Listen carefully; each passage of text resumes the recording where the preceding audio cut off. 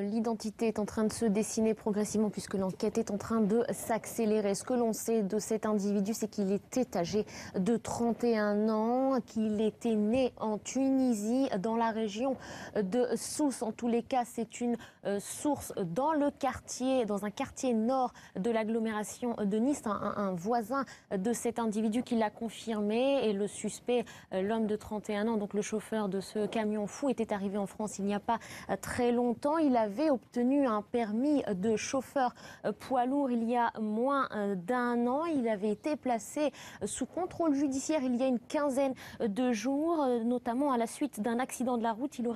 Il se serait endormi au volant et il aurait percuté plusieurs véhicules. Voilà, cet homme est donc originaire de la région de Sousse en Tunisie. Il résidait en France depuis quelques années. Il était en instance de divorce ou de séparation avec son épouse. Il était le père de 3 enfants. C'est ce que l'on apprend au compte-gouttes. C'est des éléments, des informations qui nous arrivent de nos sources sur place au compte-gouttes aujourd'hui aux alentours de 12h30.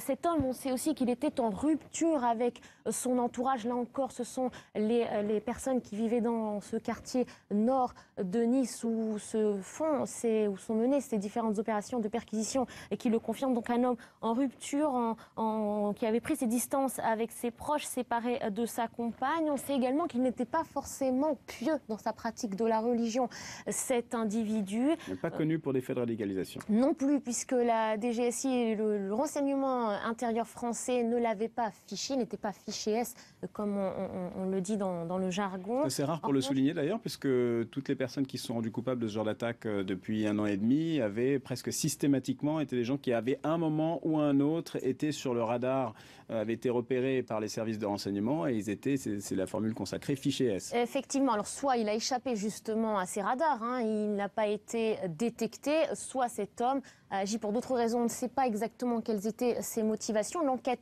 le déterminera. Les éléments qui sont en train d'être recueillis dans son appartement, puisque les opérations de perquisition sont encore en cours, des hommes de la PJ, des hommes de la BRI sont en train de fouiller son appartement et celui de son entourage proche. On peut éventuellement en déduire que voilà, les appareils qui vont être retrouvés sur place, les ordinateurs, les téléphones portables permettront de faire la lumière, savoir si cet homme a agi seul, spontanément, dans un acte de folie, ou si au contraire c'était une opération minutieusement orchestrée, s'il a été mandaté par un quelconque groupe, même si encore à l'heure actuelle, attention, aucune revendication n'a été formulée. Oui, c'est important de le rappeler. Effectivement, aucune revendication pour l'heure. Donc on en saura un petit peu plus et sachez que le procureur de la République de Paris, François Molins, donnera une conférence de presse, un point presse à 17h ce soir, puisque je vous le rappelle, c'est la section antiterroriste du parquet de Paris qui s'est saisie de cette enquête. On sait également, encore une fois, on le rappelle, que dans l'habitacle de ce camion, de ce poids lourd, ont été retrouvées des armes factices, une grenade inopérante, mais une arme était bien